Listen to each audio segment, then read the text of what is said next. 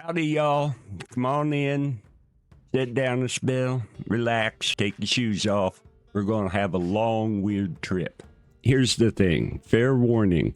I have the cutest little doggie on my lap. Her name is Gemma, and I won't hesitate to use her if necessary. So, you've been warned.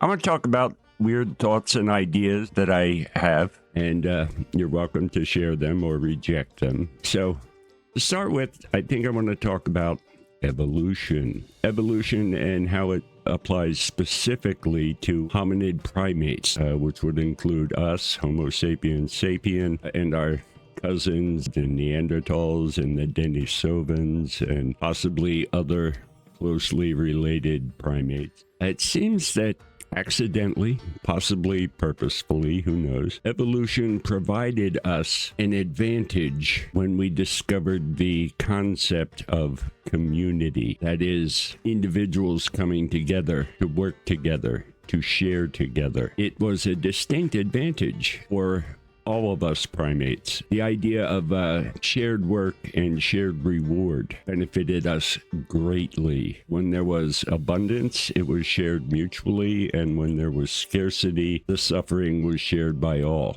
But the side effect of all of that was that it enabled us to develop technologies. People could then spend more time working on very specific tasks like lint napping, basket weaving, carpentry, which there is some evidence that carpentry was involved at least 150,000 years ago. Yeah, so anyhow, it created these specialized groups of people, classes of people who could spend much more time creating things that were of use to the entire community. Leapfrogging from that, related but tangentially, is Marx and Engels, communism, socialism. When they preempted and claimed for their own the words communism and socialism, they sparked a debate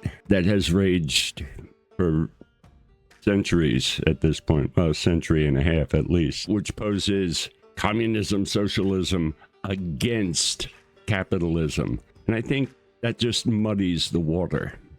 Before these two guys got together and put their own labels on those two words, the idea that was expressed was generally referred to as humanism, being concerned about the welfare and benefit of all of humanity. But as soon as they said communism, socialism, that became the line of demarcation. Well, we have to argue, if we are capitalists, we have to oppose the idea of community, which has really effed us up in many ways, in many ways. Some that are obvious and some that are not so obvious. But the idea of always having to battle, always having to define terms, always having to decide whose side you're on. Are you a communist or are you a capitalist? Come on, show us your card. It's crazy. It's absolutely crazy. Hi, Gemma. Hey, sweetheart. Oh, she's coming back up on my lap, folks. She wants to contribute. Yeah, it's just divided us in artificial ways that are far removed from our daily lives. Leapfrogging from that, but again, tangentially related, I want to talk about what's called spheres of influence. From the moment we're born into what we call a nuclear family, and that becomes our first sphere of influence. Parents, siblings, grandparents. Before we're even aware of it, we are being conditioned to hold certain points of views, certain ideas about what is right and what is wrong, morality itself. And we just absorb them. So that's our first sphere of influence. And then as we get a little older, we find that school, our friends at school, become a secondary sphere of influence. And because we are social animals, we begin picking up certain thoughts and ideas that are shared by our compatriots in the world. So that kind of alters or influences our primary sphere of influence. Our world expands. And then you get into sports teams, religious affiliations, just regular human activities, and that becomes the third sphere of influence. And these influences together combine to create our own biases. And there's an interesting thing that happens once they become set within us. We so identify with our own biases, our own beliefs, that if someone questions our beliefs, we take it as an attack against our identity. They're not attacking our ideas. They are attacking me personally, me, who I am, my personality. And that creates a lot of little bonfires everywhere. If you question someone on their idea or thought, you are personally attacking them. And that's generally not the case, although there is an awful lot of that. There's the Shark Tank groupthink thing that also happens because of community influences, where if a little bit of blood is drawn, people will attack. But that's neither here nor there, somewhere in between that liminal space that everybody talks about but nobody lives in. So anyhow, we are set up to find confrontation. In fact, we are set up to seek out things to be upset about, things to be worried about, things that we feel that we need to attack because our own personal identity is under attack. And that messes us up, both mentally and socially. We are looking for reasons to be outraged, all of us, whether it's conscious or subconscious. We've gotten to the point where I hate to use the word, but we are looking for ways to present ourselves as being victims. And that's screwed up. That's screwed up. Life happens to everyone. Crap rains down on us every day. That doesn't make us a victim. I came across a saying recently that relates to that, and it's what made me think of this. And it's, you may think you are done with time, but time is not done with you. We are the sum total of our own subjective experience. It's the truth. All of our biases, all of the influences that fed those biases, literally are who we are. Take away what we do for a living, take away our activities, everything else, and there is a something that remains. And that is the true us. Okay, moving on. Speaking of truth, that is such a slippery slope. Oh my gosh. Truth is nebulous. It's like a loop. It's so hard to define, but it is defined for us temporally, being in the here and now. It's defined by social community activities, thoughts. It's an aggregate. Truth is a sliding scale depending on your perspective. So to nail down what is truth or what is moral is really difficult, and it depends on the time in which we're living. Nietzsche touched on that idea that really morality is just a consensual thing. The Amazons, the Mayans, thought it was perfectly moral for human sacrifice and to sacrifice children to the gods. And that was completely moral. It was upright and correct to support that. And there are examples of that throughout human history. I won't even go into the long list, but to define what truth is, what morality is really contextual. So step out a little, step back a little, take a longer view. I'm a Pisces, so they say I tend to take the long view on things.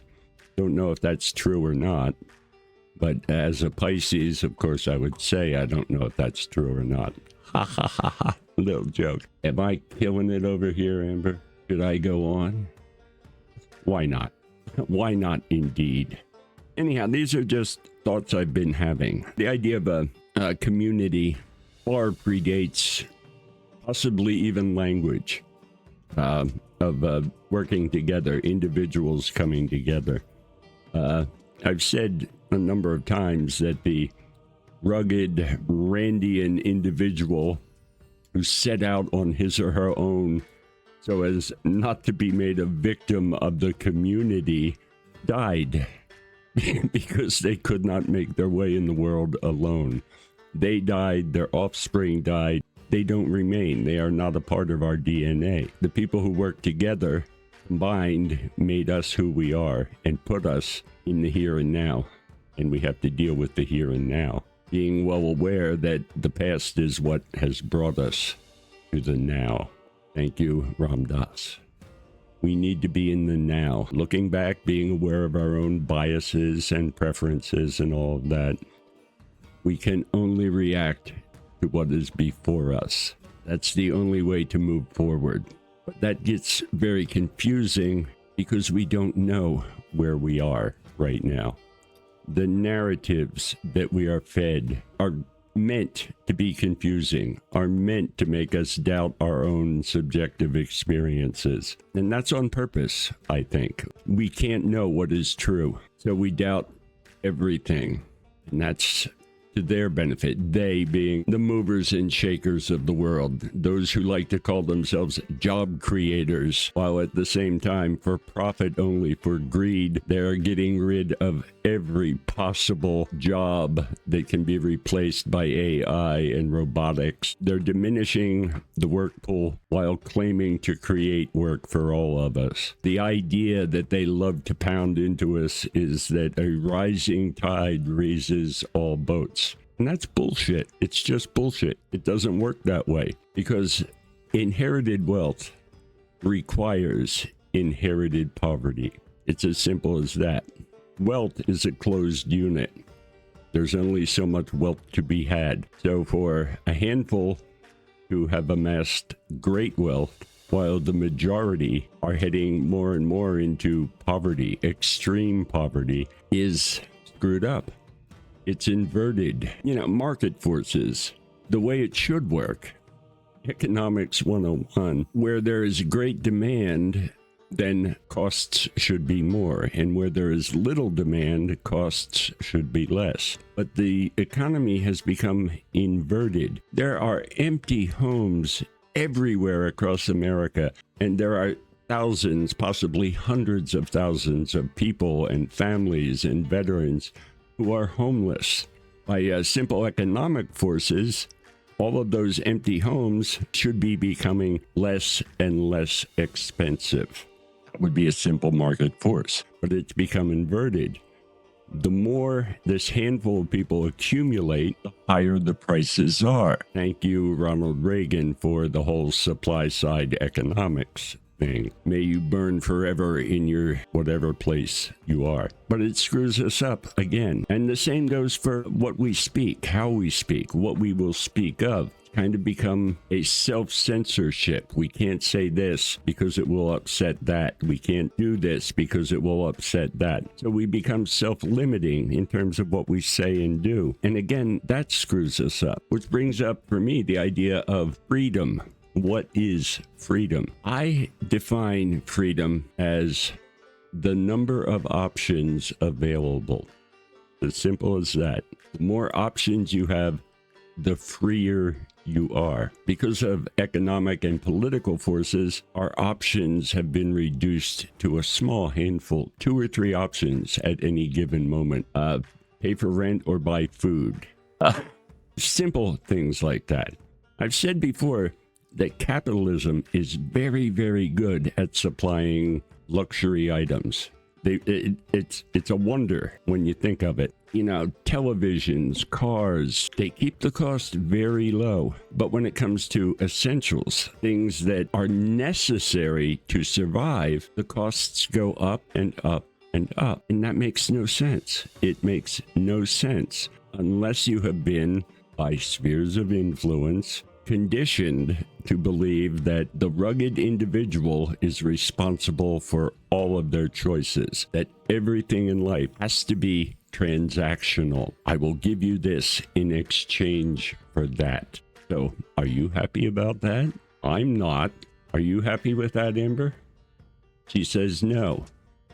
So there's, at least within this small sphere of influence, agreement. It sucks. It sucks to be put in those positions.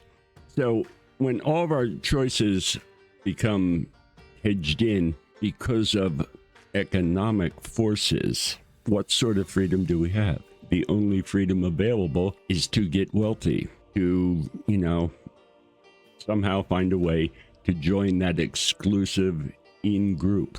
And that's become an impossibility. It really has. I mean, something as simple as what used to be called a starter home now starts out in 230 some major cities. A simple starter home costs $1 million. $1 million for what might be like a 2-bedroom home or a 2-bedroom apartment. And that's crazy. That is fucking crazy. It just blows my mind. How are we supposed to survive? Now, the capitalist answer is, and I've heard several pundits recently talking about this, well, we need to make more housing.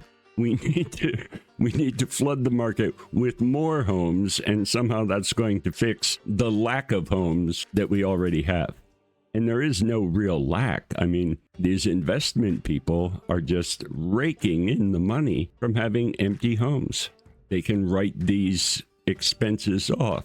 So it pays them to just buy those things and sit on them. And again, it doesn't have to work that way. It just doesn't have to work that way. So we're all screwed up. We're all flawed. We're all damaged. We all have biases. We all want to be outraged. And we need to take a big, deep breath, a cleansing breath, and step outside and get in touch with the natural, real world rhythms. Our hominid cousins, the chimps and apes, they have no need to visit a therapist in order for them to adjust their point of view so that they can get through another day.